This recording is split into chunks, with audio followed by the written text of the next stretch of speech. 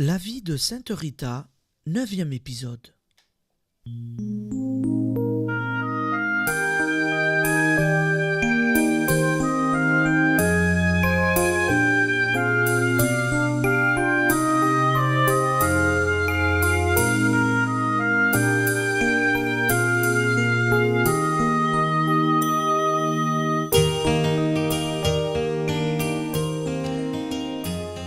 Née en 1381 dans les montagnes d'Ombrie, fille unique d'Antoine et Amata Lotti, Rita, comblée de grâce dès l'enfance, est entrée au couvent de Sainte-Marie-Madeleine de Cascia. Après la mort de son mari Paul de Ferdinand et de leurs 2 fils, introduite miraculeusement au monastère par Saint Jean-Baptiste, Saint Nicolas de Tolentino et Saint Augustin, elle participe à la passion du Christ en portant au front une plaie douloureuse et malodorante. Après un pèlerinage à Rome, l'année du jubilé 1450, elle se consacre totalement au salut des corps et des âmes. Épuisée par la maladie et proche de la mort, elle reçoit la visite de sa cousine Catalina.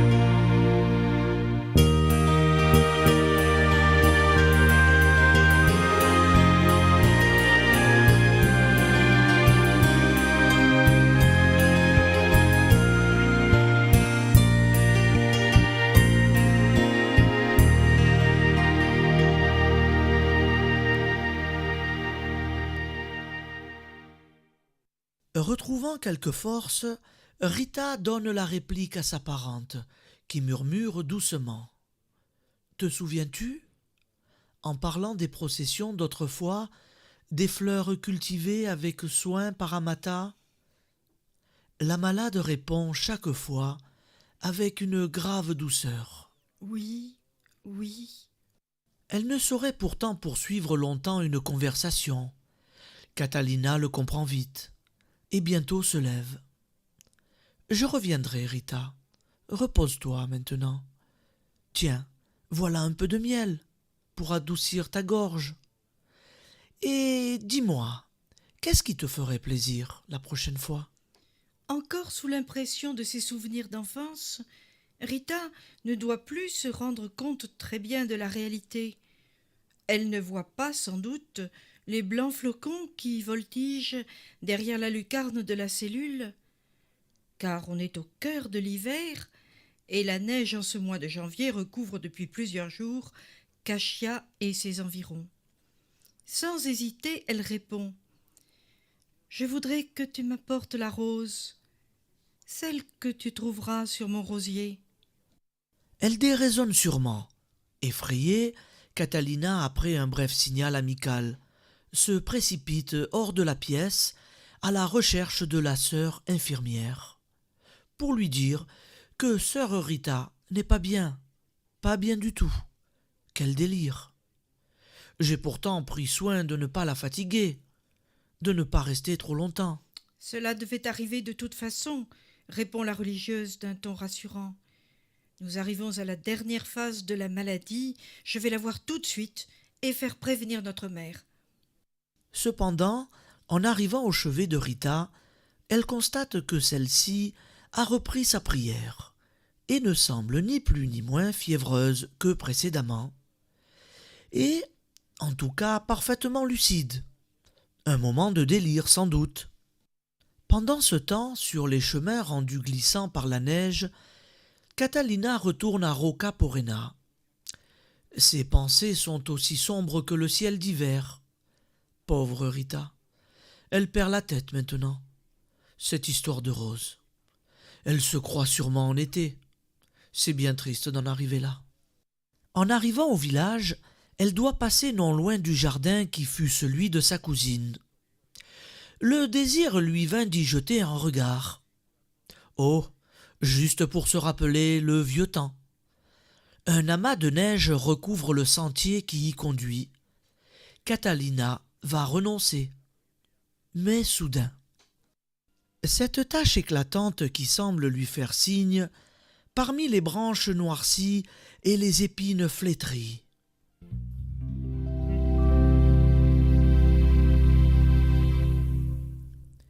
Mais oui, c'est bien une rose superbe, au ton nacré, semblable à celles qui, à la belle saison, s'épanouissent sur cet arbuste. Avec des précautions infinies, Catalina l'accueille, cette fleur, au doux parfum, éclose sous la neige. Elle la dépose délicatement dans un coin de son panier rustique, sous le léger couvercle. Puis, sans prendre le temps de se reposer, vite, vite, elle retourne à Cachia.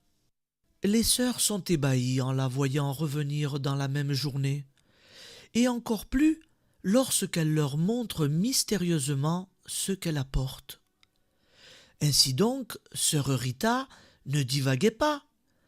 Quand elle demandait cette rose, sa rose, par quel don de divination avait-elle eu connaissance de son éclosion prodigieuse?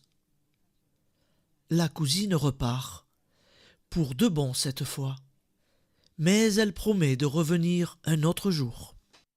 2 semaines plus tard, elle trouve Rita encore plus affaiblie, plus amaigrie si possible qu'auparavant.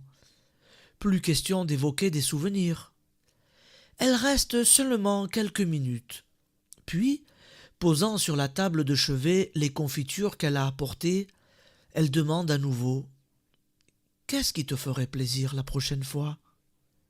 Rita, là, encore, répond tout de suite. « Les figues qui poussent sur mon figuier. » Instruite par l'expérience, Catalina, de retour à son village, va tout droit à l'ancien verger de Rita. Il n'y a plus de neige, mais un vent glacé souffle des montagnes. Le sol reste gelé, et les arbres fruitiers, désespérément nus, sauf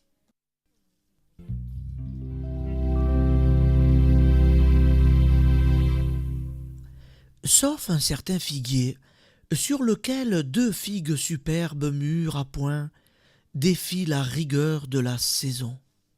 Lorsqu'elle retourne au couvent, on l'y attendait presque, tant les sœurs commencent à prendre au sérieux les paroles en apparence incohérentes de la mourante. Car c'est bien sûr une mourante qui, sur son lit de douleur, reçoit avec joie les fruits miraculeux en bénissant le Seigneur. Cependant, en dépit de la gravité de son état, Rita va se prolonger quelques mois encore. Elle n'a plus qu'un souffle de vie, mais son âme est forte. Un soir, au milieu de sa prière, elle se voit soudain enveloppée d'une grande lueur. Est-ce le soleil ? Non, il est couché depuis longtemps, et la lune ne brille pas encore. Se redressant légèrement, elle voit, à la porte de sa cellule, 2 silhouettes familières.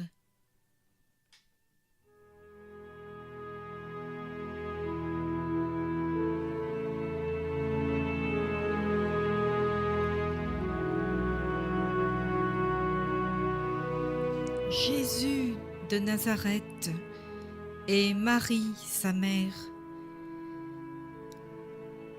Rita veut s'élancer vers eux, mais retombe sur son oreiller, soupirant de regret et de désir. Ô Seigneur, ô Sainte Madone, quand donc, mais quand me prendrez-vous enfin auprès de vous ? Bientôt, répond Jésus en souriant. Plus que 3 jours, et la vision disparaît.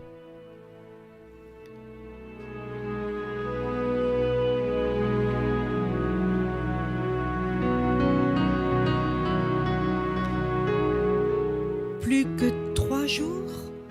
Encore 3 jours? Pense Rita, qui trouve le temps long maintenant qu'elle a entrevu la béatitude céleste.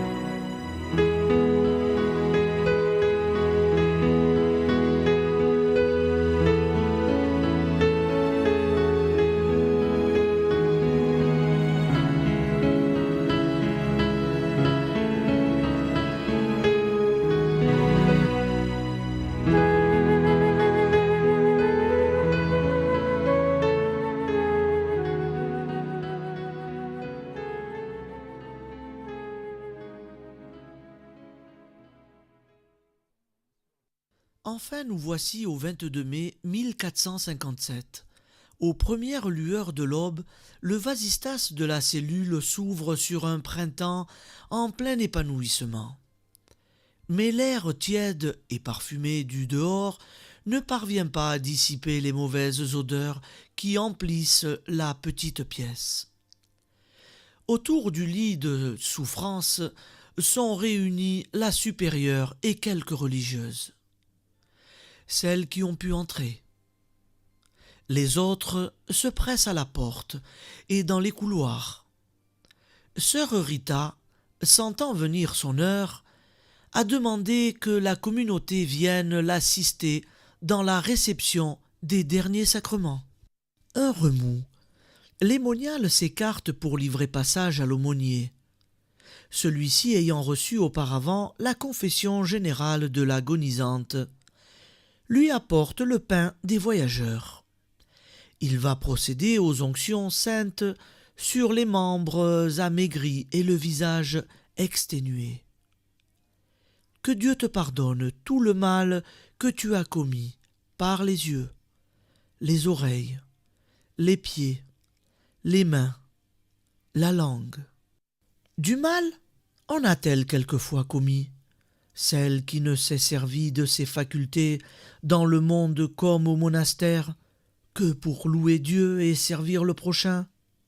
Mais on n'est jamais assez purifié. Recueillie, le cœur en paix, Rita prolonge son action de grâce.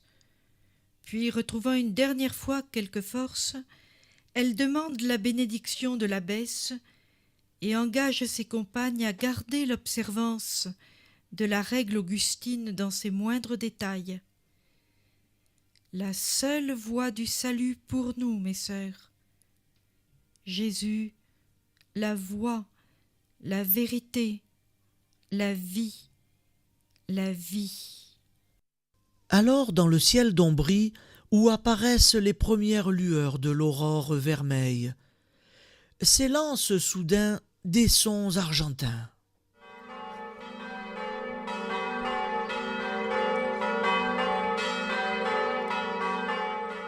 La supérieure, qui vient de fermer respectueusement les yeux de la défunte, regarde l'aumônier. Qui donc a donné l'ordre de sonner les cloches du monastère et de les faire carillonner à toute volée, comme pour une fête? Personne.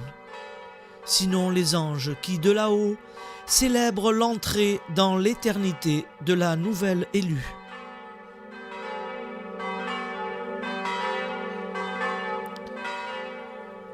Une petite sœur, d'un geste instinctif, cherche à ouvrir plus au large le vasistas. Toutes ces odeurs auxquelles va maintenant s'ajouter celle de la mort vont devenir insupportables. Mais voici que, tout au contraire, se répand dans l'air un parfum suave, tandis que la plaie refermée, au front de sœur Rita, brille comme une étoile. Cet assainissement miraculeux n'est-il pas une anticipation de la résurrection? Tel est le message que les cloches envoient de la part de Rita vers la communauté, vers Cashia tout entière.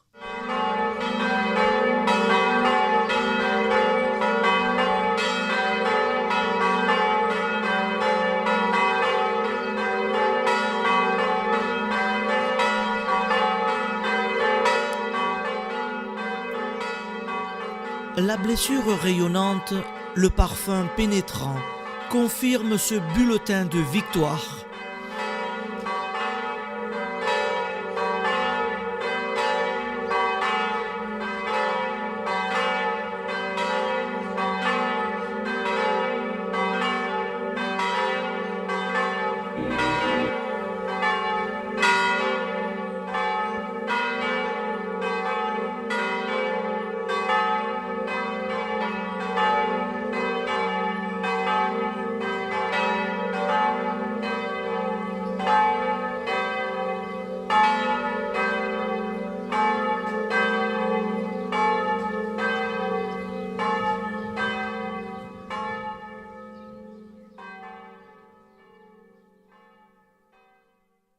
Les religieuses de Sainte-Marie-Madeleine ne s'y trompent pas. Elles comprennent qu'elles ont maintenant une nouvelle protectrice au ciel. Pour lui rendre les derniers devoirs, elles s'empressent autour de son corps, usé par une vie de pénitence, qui s'est pourtant prolongée jusqu'à l'âge de 76 ans.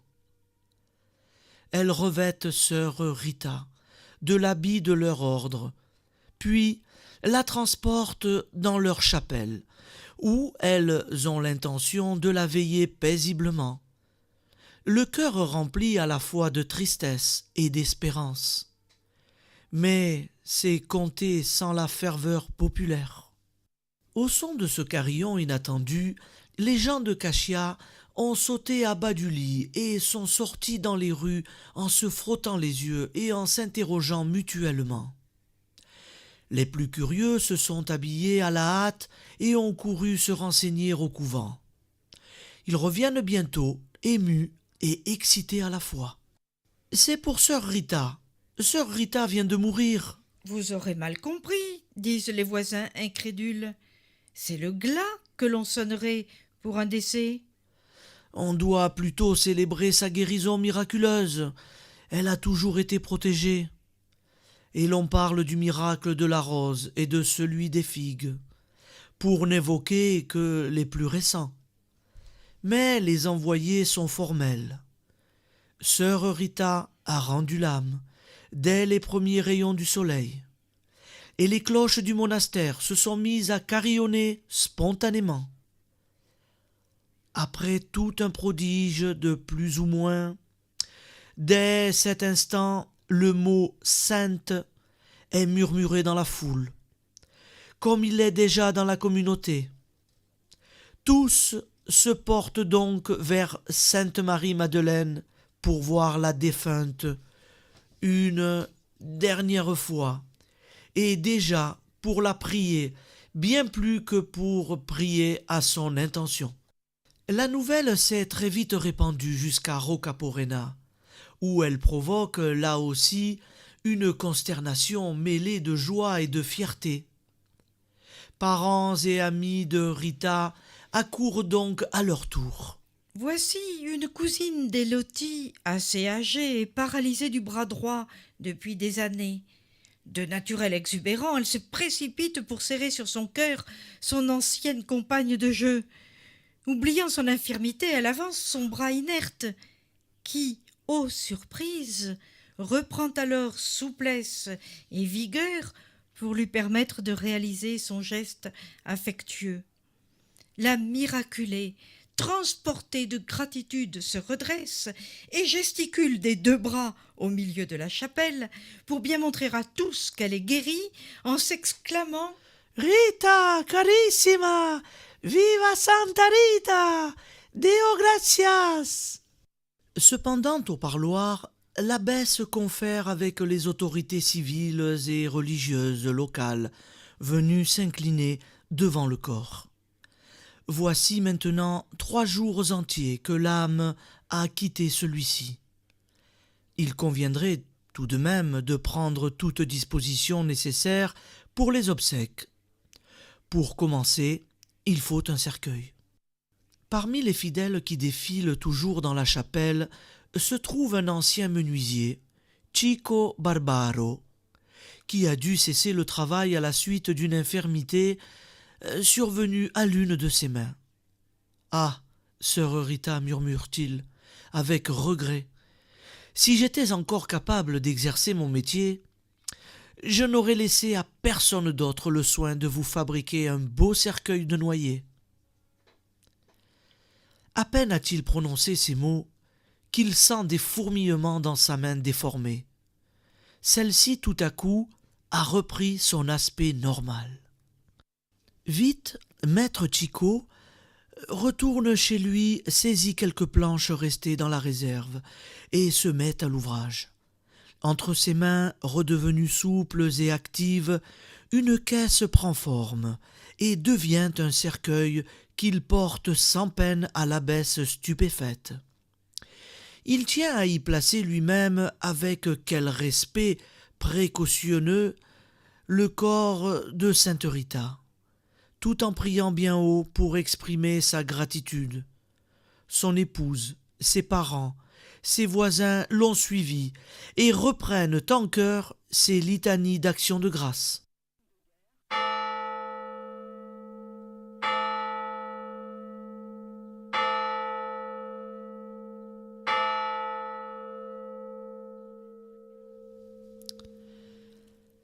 Cette fois, les cloches tintent lugubrement pour la messe des funérailles, ou plutôt ce qui devrait être la messe des funérailles.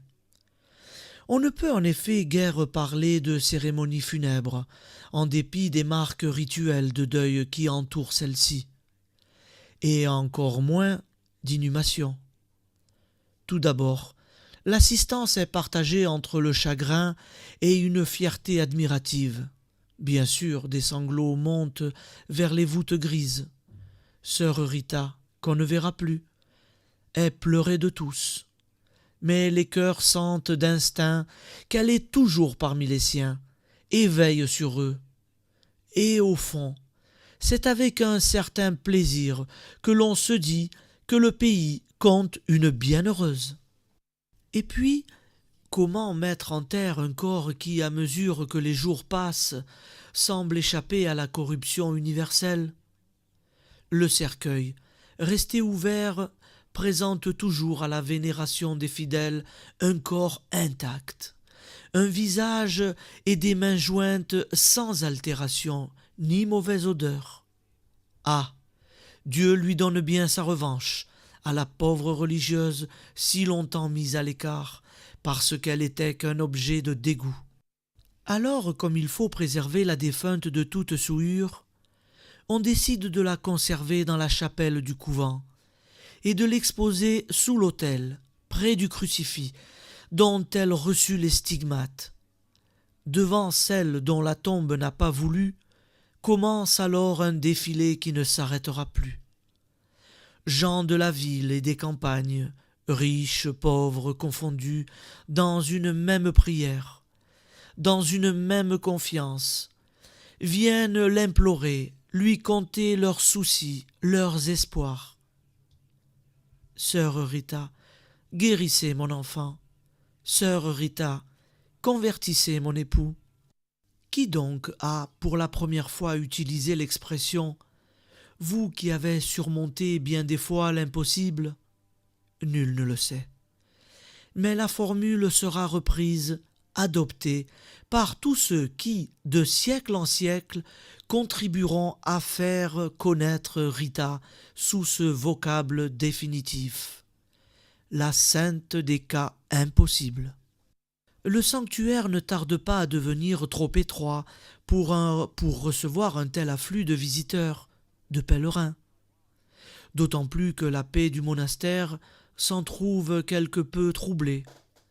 C'est bien beau, c'est flatteur de devenir un centre privilégié de prière et de procession.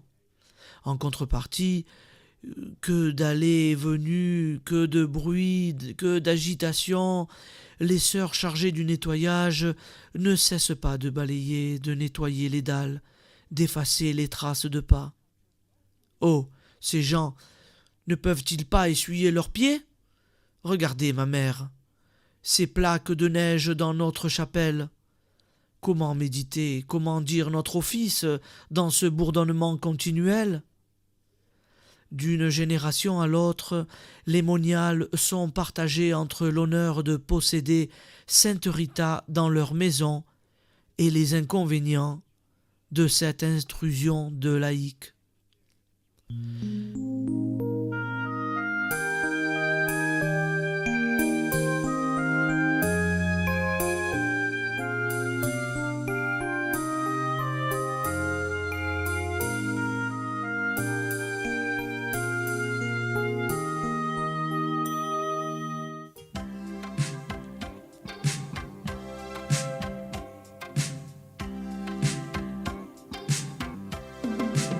Sainte Rita, épouse souveraine, toi qui connais le malheur et la peine, de tout là-haut, bien loin du fond des cieux, je t'en supplie, pose sur nous tes yeux.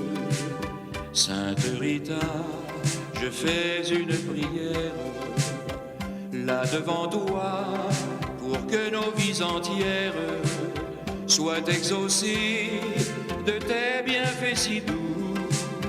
Pour tout cela, je t'implore à genoux.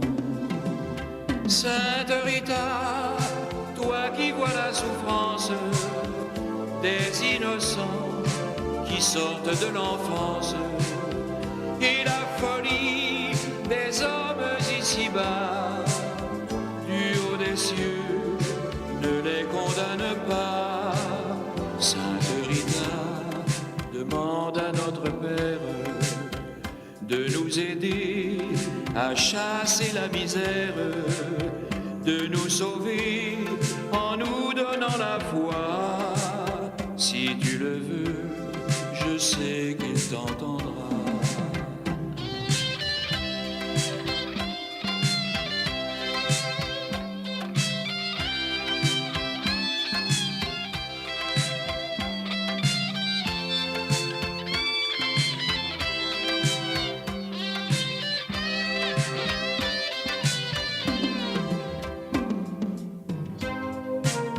Sainte Rita, toi dont le sacrifice, le désespoir, mit le cœur au supplice, sans nul regret de perdre tout de toi, tes chers petits dont tu guidais les pas. Sainte Rita, madone d'espérance, en te voyant, Jésus dans sa clémence, du haut du ciel, t'a prise par la main, et de ta vie, il refit le chemin. Sainte Rita, il fit de tes nuits noires un paradis, une si belle histoire, des jours si beaux que le monde en pleura, et dans sa gloire, il se pencha vers toi, en te confiant sa couronne d'épines, que tu serras tout contre ta poitrine, dans un grand ciel illuminé de joie. Jésus alors t'a prise dans ses bras. Sainte Rita, épouse souveraine, toi qui connais le malheur et la peine, de tout là-haut, bien loin du fond des cieux, fais que demain les hommes soient plus heureux.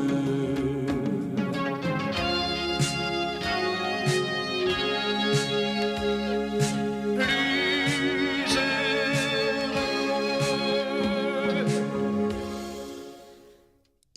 Merci Roland Gerbeau. Amis auditeurs, je vous rappelle encore une fois de plus que si vous souhaitez vous procurer cette très belle chanson, elle se trouve à l'église de l'Annonciation à Sainte-Rita dans le Vieux-Nice. Et je vous rappelle aussi que demain, c'est le dernier épisode. N'oubliez pas d'être au rendez-vous.